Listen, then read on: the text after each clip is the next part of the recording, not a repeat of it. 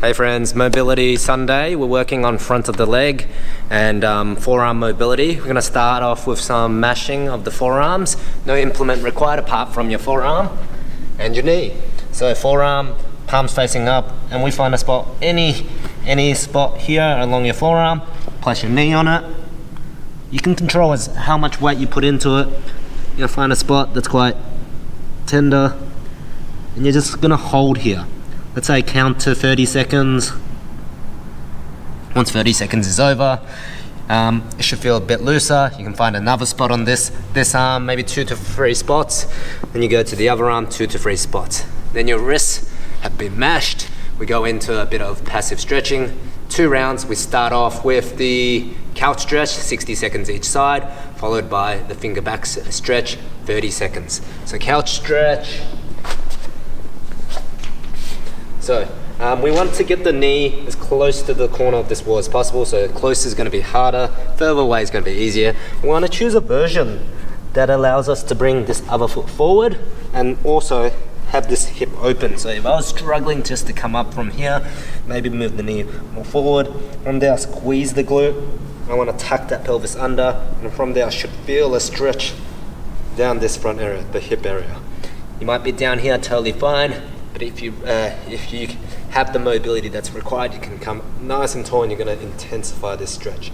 Holding for 60 seconds, switch to the other side, do 60 seconds on the other side. Okay, finger back stretch. Essentially, you want your fingers facing towards you. You can start off with your shoulders in front of the wrist, and then to get more of a stretch down the forearm, you lean the shoulders behind the wrist. Yeah? You're holding for 30 seconds. If you really want to give it a nice go, you can go onto your toes, leaning back. But this is going to put more weight onto your wrist. So depending on where you are, you might start on your knees and then progress to your toes eventually. 2 rounds in total. All right, so we go into some active stretching next. 5 rounds, 10 reps plus a 10-second hold on a diagonal stretch, followed by 20 wrist rotations. 5 rounds in total. So diagonal stretch. Essentially, you start in a lunge, a tightrope lunge, so using a line. Imagine my foot's here, my other foot's back the other way. Back knee can bend slightly. From there, this leg that's back, the opposite arm is going to reach back. I'm going to reach back by arching my whole body. So it's going to be my upper back, mid back, keeping this glute squeeze, arching and turning. And I'm going to have a target in mind of what to reach for.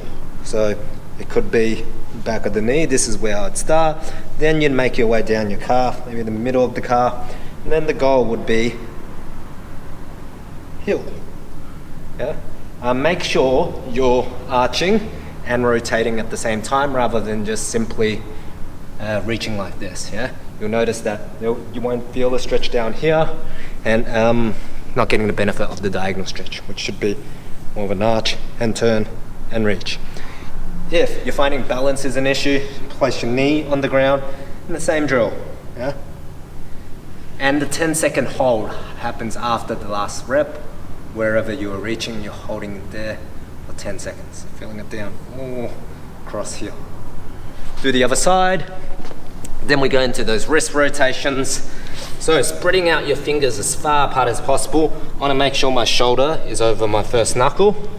And then from here, my elbow pit is facing here and I'm turning it forward. So look like this, 1, and then all the way back, 2, 3, 4. Notice I'm on my knees. If you want to make this harder, you move your knees back or you go into your toes, same drill. 20 reps. And then you repeat the diagonal back to the wrist stretch. 5 rounds in total. Okay team, enjoy.